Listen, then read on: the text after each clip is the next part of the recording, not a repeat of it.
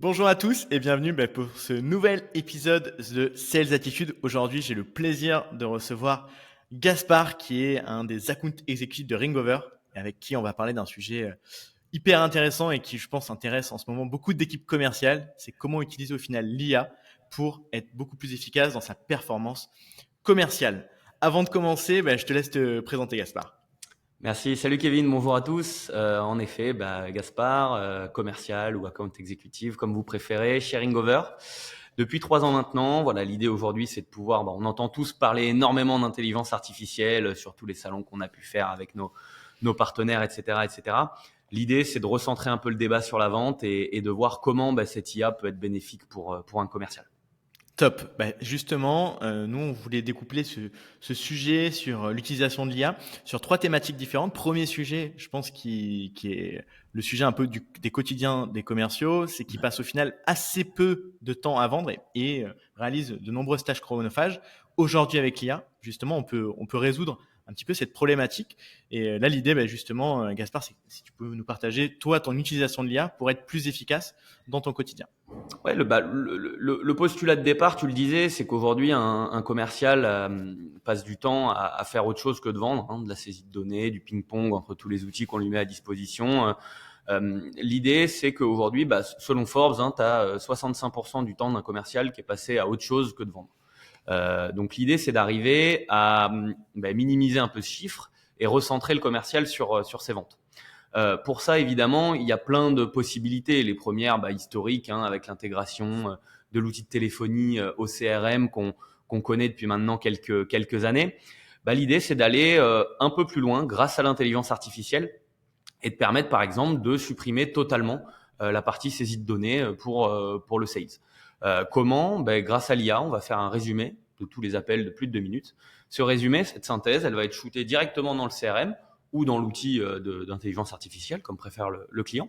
Et ça va lui permettre donc au commercial, évidemment, de pas avoir à saisir toutes les notes. On a tous fait ça à la fin de l'appel, pouvoir saisir les notes dans le CRM. Ça, c'est fini. On passe directement à l'appel. On peut être plus productif, faire plus d'appels, prendre plus de prospects ou plus de clients.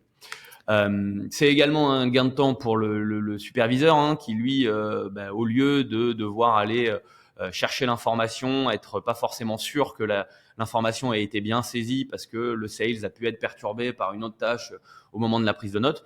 Là, on est sûr d'avoir la bonne information au bon endroit et de pouvoir en plus l'analyser, la récupérer. Si on souhaite aller encore plus loin, qu'on évoque par exemple un litige ou autre dans la synthèse, on va avoir une retranscription de cet appel à l'écrit qui va nous éviter de nous retaper les 15-20 minutes de log, c'est un enregistrement, et on va pouvoir directement aller sur le point qui coince avec les mots-clés ou simplement avec un CTRL F pour surveiller en effet ce qui a été dit par le commercial. Donc ça, c'est vraiment quelque chose qui va permettre à la fois de gagner du temps, mais surtout d'avoir du confort. Aujourd'hui, mettons que tu prépares un rendez-vous avec un prospect dont la dernière entrevue date d'il y a 3 mois. Je vais directement sur mon CRM et j'ai la synthèse de ce qu'on s'était dit il y a 3 mois, sans forcément avoir à tout réécouter ou à me fier à des notes qui parfois sont pas forcément bonnes et bien saisies. Ouais, je suis assez aligné. Je suis assez aligné que justement aujourd'hui, c'est vrai que toutes les solutions qui permettent de résumer tous les échanges qu'on peut avoir avec un prospect font gagner énormément de temps et surtout uniformisent le niveau d'information au niveau de l'entreprise aussi, parce que Ouais. maintenant les commerciaux en général travaillent avec différentes parties prenantes. Il peut y avoir aussi des personnes de l'équipe qui peuvent rentrer dans une discussion commerciale, pouvoir justement avoir tout qui va être recentré de manière plus parfaite parce C'est que ça. l'IA aujourd'hui permet quand même de faire des résumés extrêmement De poussés qui manière, peuvent être de manière exploitable en fait, j'ai envie de dire, parce exactement, qu'aujourd'hui on a tous pris des notes qui ont finalement un sens pour celui qui prend la note, mais exactement. qui derrière vont pas forcément être exploitables par le manager, par un collègue qui vient d'arriver et qui voudrait avoir peut-être un peu d'infos sur le dossier ou quelqu'un qui est en formation qui réécoute un peu l'ensemble des appels. Mm. L'idée, c'est d'avoir quand même du contenu exploitable, que la téléphonie soit plus uniquement quantitative, comme les statistiques peuvent permettre d'avoir le volume, etc. C'est vraiment d'être sur le qualitatif, de pouvoir exploiter en fait la mine d'or que sont tous les calls que font des commerciaux toute la journée, quoi. Carrément. On avait un autre sujet qu'on souhaitait aborder ensemble qui est Hmm. le sujet du ramp-up des nouveaux sales qui arrivent dans une équipe commerciale. Aujourd'hui, il y a énormément d'outils qui existent et là, l'idée, c'est justement de voir ensemble les outils qui qui sont couplés à l'IA, qui peuvent permettre aux commerciaux, qui arrivent dans une nouvelle entreprise, d'être, on va dire, le plus rapidement possible efficace. On sait que c'est toujours une phase un peu charnière de 0 à 6 mois pour un sales qui débarque dans une équipe. Toi, justement, que ce soit chez Ringover ou même un peu de ton expérience personnelle, tu aurais des bonnes pratiques à partager à ce niveau-là? Ouais, complètement. Aujourd'hui, la formation, c'est quelque chose de clé, hein, dans beaucoup d'activités, à double titre. D'abord pour le commercial qui arrive, qui a envie de réussir. Donc, il faut que la société soit en mesure de lui donner tous les outils dont il a besoin pour performer. Et en plus, pour la société, recruter, former, intégrer à une équipe, ça coûte de l'argent, ça coûte du temps. Donc, on a quelque part une nécessité d'avoir un retour sur cet investissement. Le retour sur cet investissement, c'est la performance du commercial, hein, qui va ramener des contrats, de l'argent pour la société. Donc, accélérer sa montée en compétences, le rendre plus performant que ce qui ne l'aurait été sans l'IA, c'est aussi un des challenges des nouveaux outils qui sont liés à cette pratique. De double sens, hein, en tout cas pour la formation. Le premier, c'est de mettre à disposition déjà une bibliothèque d'appels qui va permettre de pouvoir réécouter, analyser les différents calls de tous les commerciaux pour le nouvel arrivant. Donc, il va pouvoir en tirer des bénéfices. Il va même pouvoir, en fonction des mots-clés qu'on a paramétrés, par exemple, sur l'outil d'intelligence artificielle, aller uniquement travailler la phase de découverte pour voir un petit peu comment ça fonctionne au sein de Ringover, par exemple, et pouvoir, du coup, écouter tous les calls de phase de découverte. Une fois qu'il sera peut-être un peu plus mûr, il va pouvoir faire un focus sur la négociation et il va aller voir aujourd'hui comment on défend nos prix, quel est le pitch au niveau de la négociation au sein de l'équipe Ringover. Donc, il va pouvoir comme ça segmenter sa progression et à chaque fois avec une sélection des meilleurs calls pour évidemment utiliser ce qui fonctionne et pas perdre son temps à écouter des appels qui sont un peu inutiles et on s'en rend compte au bout de 1 minute, 2 minutes d'écoute et on a perdu déjà un peu de temps.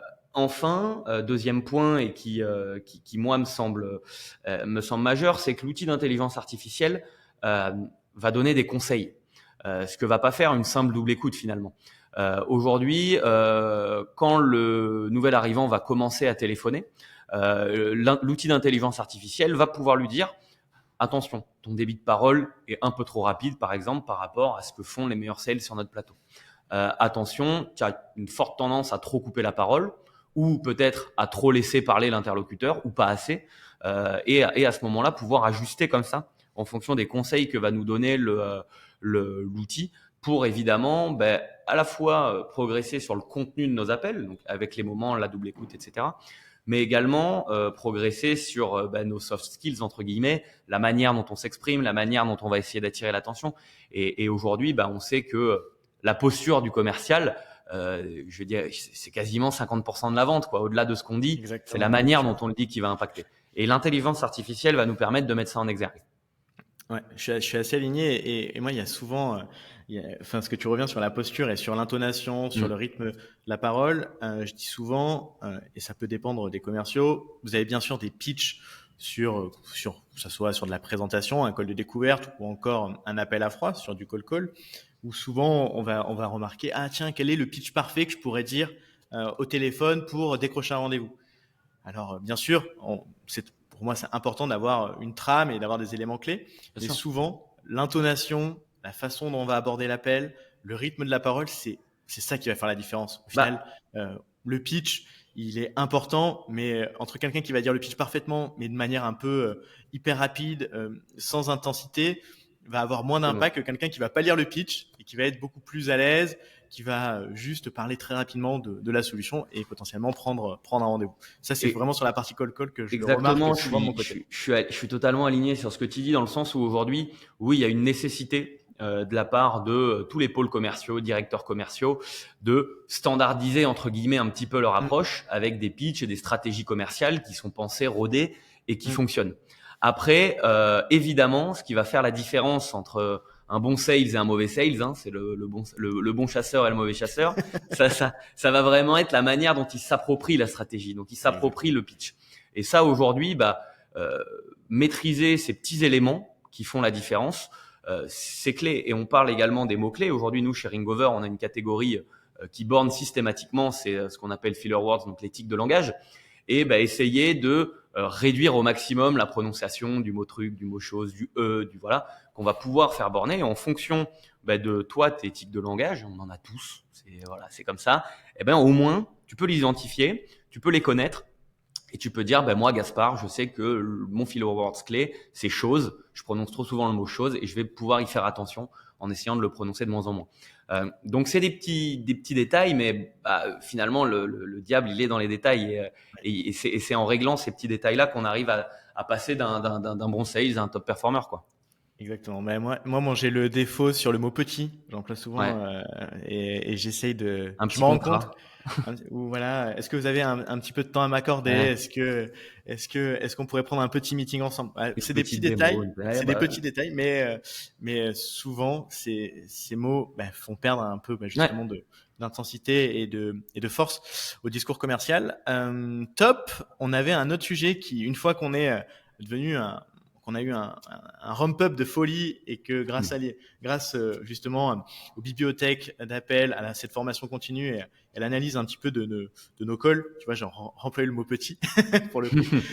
Du coup, on voulait évoquer un troisième point qui est comment faire pour garder de la constance, de la vélocité commerciale quand justement on a fini ce ramp-up et qu'on souhaite s'améliorer de manière continuelle et grâce à l'IA. Toi, aujourd'hui, comment tu fais justement chez Ringover? Justement, aujourd'hui, et je pense que c'est pas propre à Ringover, mais on remarque, je pense pour moi, au sein de tous les commerciaux, un manque de constance dans le cycle de vente, dans le sens où, bon, évidemment, on a des points forts, des points faibles. Il y en a qui vont être très forts sur la phase de découverte, d'autres très forts sur la négociation pour garder leur prix. Mais il y a aussi une constance au niveau de l'engagement. Et évidemment, parfois, ça peut arriver d'être moins en forme le lundi que le jeudi et de manquer par exemple de constance dans l'engagement qu'on peut avoir sur le cycle de vente. C'est humain. L'IA, elle est là justement pour essayer de rectifier ce comportement-là. Elle est là également pour identifier nos points forts, nos points faibles. Comme je te le disais, nous, on a des commerciaux qui vont être très forts sur la phase de découverte, d'autres qui vont être très forts sur la défense du prix, par exemple. Ça, on va pouvoir s'en rendre compte. Tout simplement, en fonction du nombre de mots-clés que tu vas faire passer, on va pouvoir analyser quel est ton point fort, quel est ton point faible. Et c'est important de le savoir pour travailler dessus. Ensuite, tu as également l'analyse au sein d'Empower, en tout cas, parce que nous, on propose en tant comme outil d'intelligence artificielle. Il y a évidemment l'analyse conversationnelle, dont on a déjà parlé bien en longueur, mais tu as également l'analyse des humeurs.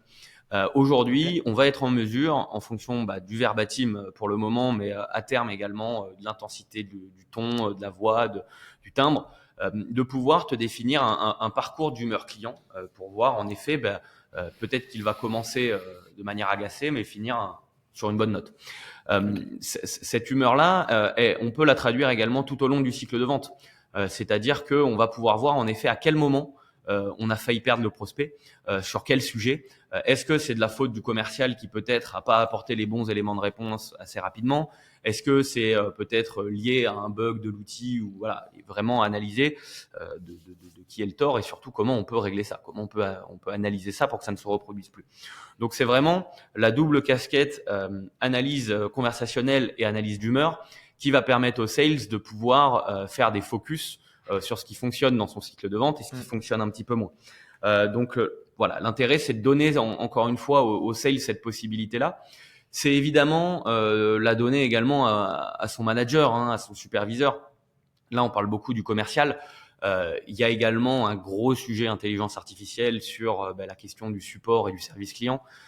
C'est un autre levier d'action de l'analyse des humeurs. Évidemment, c'est important aujourd'hui pour un service client de connaître l'état de satisfaction de son client parce que ça permet d'anticiper le churn, parce que ça permet également de savoir si dans le service qu'on fournit, on est au niveau de ce qu'on a l'impression de fournir. Parce qu'en interne, on a souvent l'impression parfois d'avoir un super outil, d'apporter des nouvelles choses, mais le client ne le perçoit pas non plus tout le temps. Donc c'est vraiment une possibilité d'aller encore plus loin en fait dans le traitement qu'on accorde à nos clients. Top. Écoute, moi je suis assez aligné et même je trouve que c'est hyper intéressant d'utiliser l'IA sur cette phase au final de manière un petit peu régulière dans son activité commerciale parce que je suis toujours convaincu que des fois on a du mal à analyser ses points forts, ses points faibles. Ouais. Et une fois qu'on a défini, je pensais pas, mais par rapport à l'équipe, je suis beaucoup plus efficace sur cette phase-là et l'IA peut potentiellement le détecter. Et je dis toujours aux commerciaux, je trouve que c'est beaucoup plus intéressant que vous renforcez vos points forts que d'essayer des fois de vouloir combler des points faibles. Jouez sur vos points forts, mettez-les en avant, mettez-les en exergue. C'est ça qui fait que vous êtes unique, parce que malheureusement, on peut uniformiser des process et des approches. Mais après, sur c'est très rare que sur un même plateau, tu aies 5, 10 profils commerciaux identiques.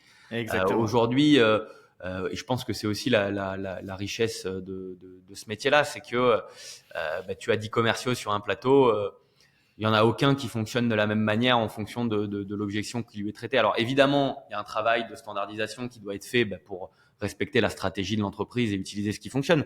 Mais derrière, en effet, tu auras toujours cette possibilité-là d'apporter ta touche, et c'est ça qui va faire la différence dans la vente à un moment. Donc oui, travailler ses points forts, évidemment travailler ses points faibles aussi pour pas que ce soit une cause de perte du deal, mais oui, déjà savoir les identifier, c'est la base entre guillemets, quoi. Si on ne sait pas quel est notre point fort, quel est notre point faible, comment veux-tu travailler derrière sur ce qui fonctionne ou pas?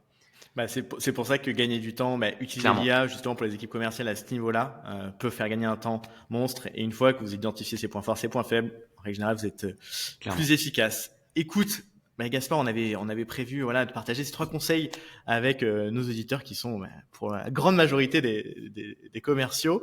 Merci encore d'être venu partager ton expérience chez Ringover. Si on souhaite te retrouver ou justement échanger sur Empower, qui est votre produit d'IA que vous avez sorti récemment, où c'est qu'on peut te contacter? Ouais, sur LinkedIn directement, Gaspard Vert, VAYRE. Voilà, ce sera avec plaisir. On a de super offres en plus là pour les early birds sur le projet Empower. Donc, n'hésitez pas à venir découvrir l'intelligence artificielle made in France. C'est aussi important de le dire. Et ce sera un plaisir de discuter et d'échanger sur ces thématiques. Ok, écoute, merci encore Gaspard d'être passé sur cette latitude. Merci Kevin, à bientôt.